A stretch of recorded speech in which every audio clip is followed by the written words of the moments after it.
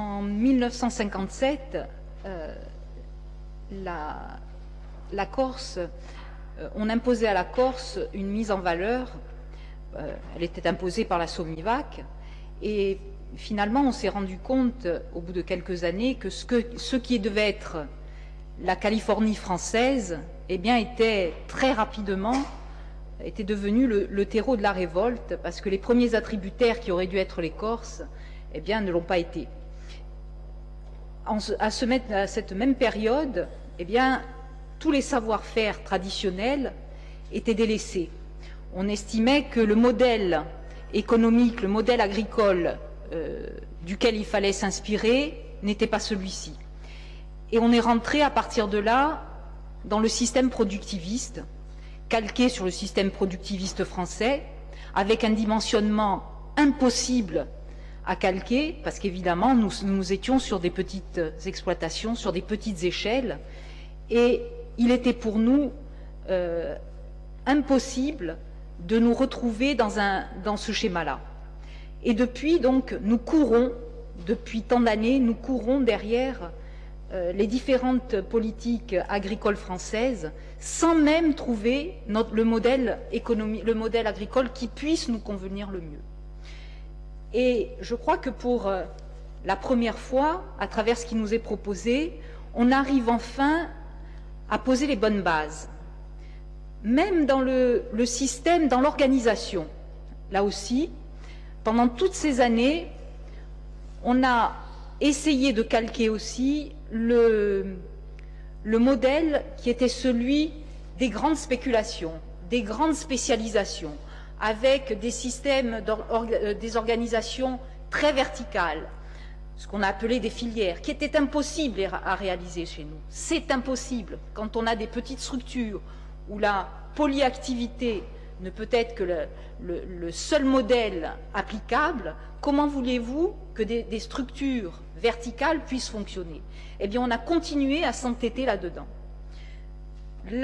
jusqu'à arriver, sous la mandature précédente, au PDRC affligeant qui nous avait été proposé, sans orientation stratégique au préalable, et qui n'était qu'un copier-coller d'un PDRH, évidemment, aux proportions complètement inadaptées à la Corse. Le résultat, eh bien, nous le connaissons tous aujourd'hui. Nous sommes à un point de rupture. Aujourd'hui, en termes économiques, comme en termes humains, si l'inflexion ne se fait pas, c'est quelque chose. Le système économique, enfin, ce que nous vivons en matière agricole aujourd'hui, ne fera qu'agoniser et s'éteindre. Je crois qu'il était temps qu'il y ait finalement un rebond, un dynamisme qui s'instaure, et la démarche qui a été entamée, elle a été saluée par tout le monde ce matin, et je m'y associe. Cette démarche participative, et on l'a pu finalement se rendre compte que le résultat était probant, puisque chacun y a un peu retrouvé du sien. D'autres peut-être, certains peut-être pas. Et apparemment, il y a eu des contestations, et certains n'y ont pas retrouvé leurs petits. Mais peut-être parce qu'ils ne se sont pas fait entendre. Peut-être parce qu'ils n'étaient pas présents. Et après, instrumentaliser des personnels pour se faire entendre, ce n'est pas une méthode. Là, on retombe dans ce que l'on a connu. Je crois que nous étions présents, nous avons tous pu nous exprimer, et je crois que chacun, nous pouvons retrouver aujourd'hui des idées novatrices, parce qu'elles sont novatrices pour ceux qui nous concernent. Eh bien, les idées novatrices que nous avons promues, aujourd'hui, elles sont couchées sur le papier. Et c'est intéressant. Donc l'esprit est quelque chose qui nous a un peu surpris, parce que finalement, nous avions participé, mais nous ne connaissions pas le résultat. On y retrouve un cadre de responsabilisation, un cadre où finalement, on a depuis longtemps un rapport différent avec l'État. Et c'est ça qui est intéressant. Il y a jusqu'ici, les choses nous ont toujours été imposées. Nous sommes là dans une logique d'émancipation, dans une logique de responsabilisation, dans une logique et dans une vision alternative. Qu'est-ce qu'à ce modèle qui a toujours échoué, qu'est-ce qu'on peut proposer aujourd'hui? Prenons toutes les responsabilités, n'accusons personne demain si ça ne marche pas, faisons en sorte que ça marche, et en tous les cas, donnons-nous les moyens, à travers les différents outils qui nous sont proposés, que ça puisse marcher.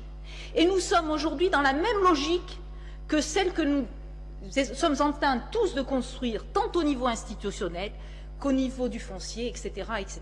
Et c'est ça qui est intéressant dans ce projet. C'est un projet qui est très audacieux et on sent bien que le pouvoir politique se réapproprie finalement un certain nombre de missions, se réapproprie un certain nombre de prérogatives. Ceux qui avaient été complètement délaissés aux corporations et au corporatisme sous la politique libérale qui avait été développée jusque-là. On déléguait complètement aux chambres, on déléguait complètement à des structures qui étaient complètement inopérationnelles. Aujourd'hui, on veut se réapproprier tout ça. Il faut absolument sortir d'un système qui n'a pas marché. Et on essaye tous ensemble, je dis bien tous ensemble, de réfléchir à un nouveau modèle. Et nous sommes là sur des pistes intéressantes qui peuvent nous amener à un nouveau modèle. Mais il ne faut pas qu'il y ait d'interférences de gens qui, malheureusement, ont de mauvaises habitudes et essayent de bloquer par des systèmes d'instrumentalisation. Ça n'est pas possible, ça n'est plus possible. Aujourd'hui, c'est rétrograde. Alors là, ce qui est intéressant aussi, c'est la question qui a été posée. Quelle place de l'agriculture? Mais il y en a une autre aussi qui est subsidiaire et qui est intéressante. C'est quelle est la place du paysan dans la société? Paysan au sens noble du terme, celui qui se nourrit de la terre. Et là aussi, on voit que eh bien, ce paysan, il doit avoir un rôle multifonctionnel. On ne peut pas, et c'est bien ce que je vous expliquais tout à l'heure, c'est que le système des filières ne peut pas marcher en Corse. Nous ne sommes pas sur des grandes exploitations spécialisées. Nous sommes obligatoirement sur un rôle eh bien, qui permet à la fois d'être dans le bien et le service, qui est aussi dans la production et qui donne aussi qui permet aussi d'être dans la préservation de l'environnement. C'est tout ça le nouveau paysan corse, c'est ça. Alors après, évidemment, il y a des observations à faire. Ces observations, nous, nationalistes, eh bien, on a pu observer quelques manques. Mais nous sommes dans des orientations. On va les noter, bien sûr, et on continuera à marteler pour que eh bien, nos idées puissent avancer si elles sont retenues. Si elles ne le sont pas, eh bien, tant pis pour nous et tant pis pour l'agriculture peut-être. En tous les cas, on continuera à le marteler. La première chose, c'est que dans ce document, il manque un but. On voit bien qu'il y a des orientations qui sont claires, mais pourquoi? Qu'est-ce qu'on veut obtenir? Et moi, j'aurais bien souhaité, c'est ce que j'aurais vu dans la construction du document, c'est que finalement, il puisse y avoir l'objectif que l'on vise. C'est-à-dire la souveraineté alimentaire. De cette responsabilité que nous voulons développer aujourd'hui, comment va-t-on à la souveraineté alimentaire ou comment va-t-on à l'autonomie alimentaire? Ce passage de la responsabilité à l'autonomie, il était intéressant pour nous.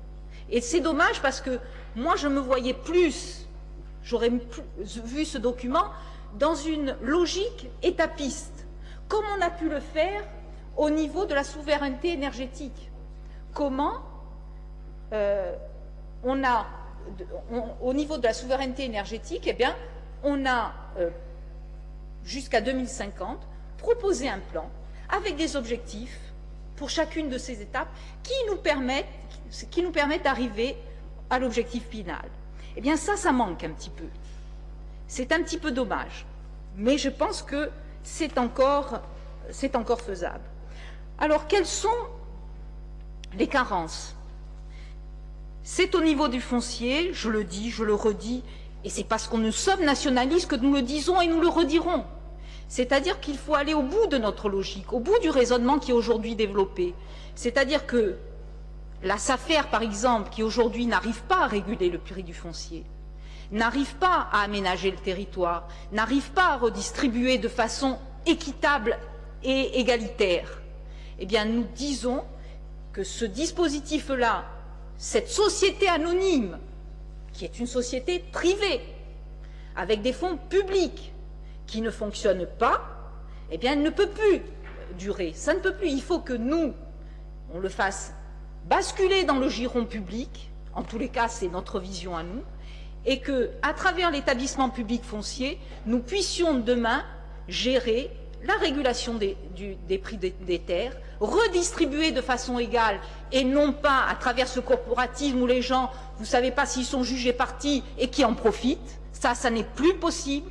Tous les Corses doivent pouvoir en bénéficier, qu'ils soient riches ou pauvres. Tout le monde doit pouvoir en bénéficier. Donc là, c'est à travers cet établissement public foncier que ça peut se faire. On doit demander le droit de préemption à l'établissement public foncier. Deuxième point de carence à travers la formation. Là, nous y reviendrons dans un plan d'action beaucoup plus détaillé. Eh bien, c'est évidemment d'abord la modification de la carte de la formation. C'est la relation, tout à l'heure, Josepha l'a dit, c'est la relation entre l'État et la collectivité et ses différents services au niveau de l'éducation. Mais c'est aussi cette carte de formation qui aujourd'hui n'est pas suffisamment axée sur les métiers de la production. Aujourd'hui, on trouve des aménageurs du paysage, des gens qui sont dans les services à la personne, etc. Mais finalement, on a très peu de métiers qui nous permettent, de formation et de métiers, qui nous permettent d'aller vers la maîtrise de certaines productions. Ça, c'est indispensable. Et si nous voulons arriver à ça, eh bien, il nous faut des lycées, des établissements qui soient des établissements qui puissent être attractifs, qui puissent donner envie à des jeunes enfants, à des jeunes élèves, à des adultes dans leur parcours de formation tout au long de la vie, d'aller se former dans un organisme de formation. J'entendais tout à l'heure le président de l'ODARC dire, bien oui, aujourd'hui on a, comment s'appelle ce centre de Soude, Altiagne, et puis on en a un autre. Mais ils sont à combien de kilomètres de Borgo? Ils sont à combien de kilomètres de Sartène? Ça ne peut être que des immersions exceptionnelles. On ne peut pas, alors qu'on doit y travailler en permanence. Ce n'est pas comme ça qu'on doit concevoir la formation. On doit être sur des lieux pilotes. La Sardaigne a des centres de formation qui sont extraordinaires. Inspirons-nous de tout ça. C'est vers ça qu'on doit tendre. Il faudra donc y mettre les moyens. Les moyens, on les verra, effectivement. C'est quelque chose qui doit venir après. C'est une déclinaison de tout ça qu'on rédigera, je l'espère, tous ensemble. Ensuite, il y a l'installation.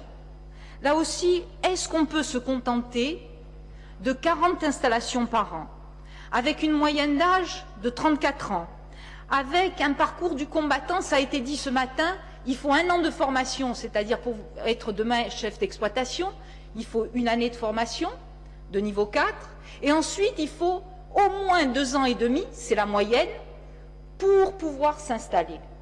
C'est-à-dire 3 ans et demi pour celui qui décide d'être demain agriculteur. Vous savez combien il faut pour être artisan? Alors, ce n'est pas la même chose. On n'apprend pas les mêmes métiers. C'est peut-être pas comparable. Mais il faut 4 mois à un artisan pour s'installer. Le temps de déclarer, etc., de monter son projet. Il faut tout autant à un commerçant. Donc, ça veut dire qu'il faut absolument raccourcir les délais d'installation. Ce n'est plus possible. On sait aujourd'hui où le bas blesse. Aujourd'hui, on finance des structures qui devraient permettre d'accompagner, qui devraient permettre d'orienter. C'est vraiment la jungle pour la personne qui décide demain de s'orienter vers un parcours agricole. Il faut absolument qu'il y ait un seul guichet unique. Et il faut que l'ODARC ait aussi la maîtrise de cet accompagnement. Nous ne pouvons plus déléguer à d'autres structures, des structures qui ne permettent pas de condenser ces parcours. Il faut absolument que ce soit nous qui le fassions, du moins que nous en ayons la maîtrise. Après, nous pouvons le faire par d'autres, mais il faut que ce soit sous la maîtrise de l'ODARC. C'est indispensable. Enfin, au niveau de la production, de la qualité et de l'efficience environnementale, là aussi, effectivement, il y a des choses extraordinaires qui se font, parce que depuis tout à l'heure, on dresse un tableau assez noir de l'agriculture, mais il y a aussi des exploitations exemplaires, des productions d'une très grande qualité.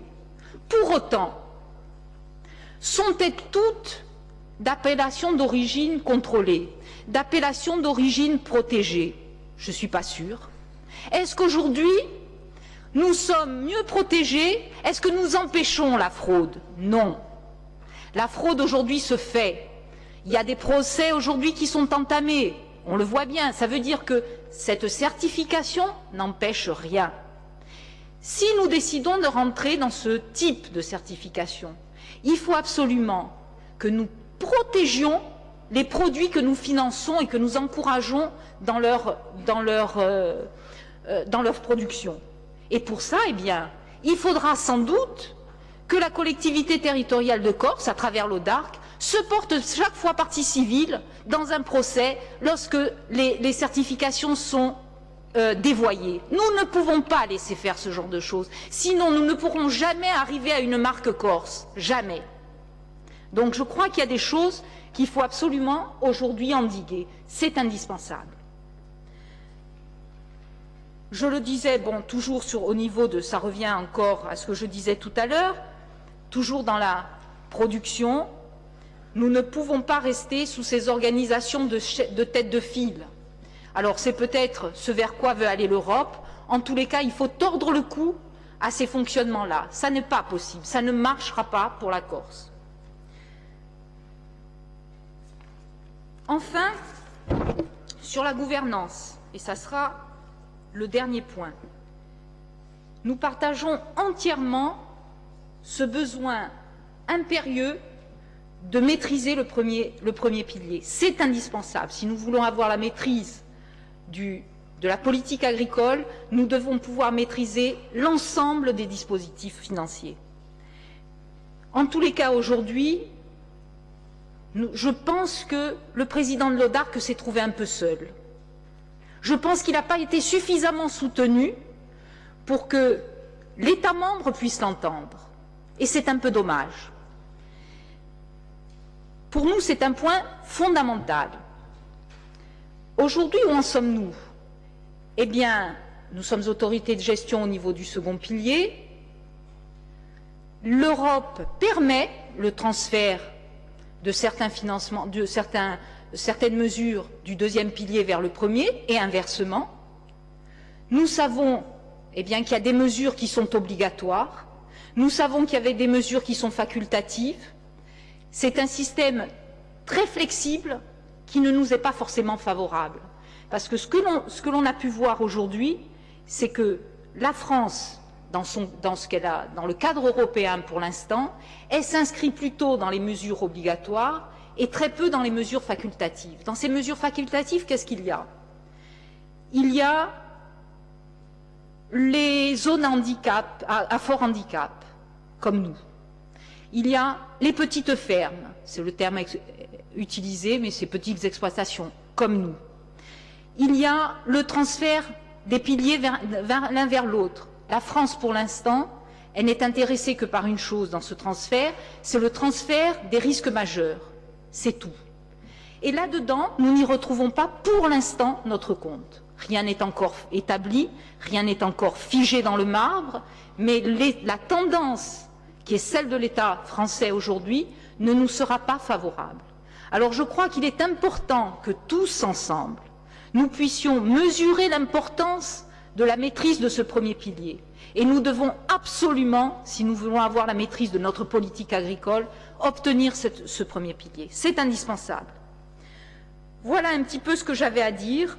En tous les cas, nous nous investirons pour notre part sur la suite à venir, c'est-à-dire sur l'élaboration du PDRC.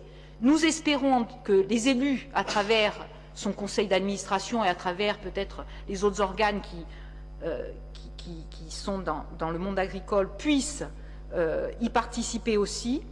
Ce n'est que le levier financier qui nous permettra, à un moment donné, d'inscrire des priorités ou pas. C'est à travers ça qu'on verra si on est dans une politique de saupoudrage ou si on impulse plutôt sur une mesure plutôt que sur une autre. C'est comme ça qu'on verra s'il y a des priorités. Nous espérons en tous les cas, pour le groupe FEMO-AGORS, y participer. Je vous remercie et j'espère que ces orientations seront suivies d'un plan d'action qui sera d'aussi bon niveau. Aline.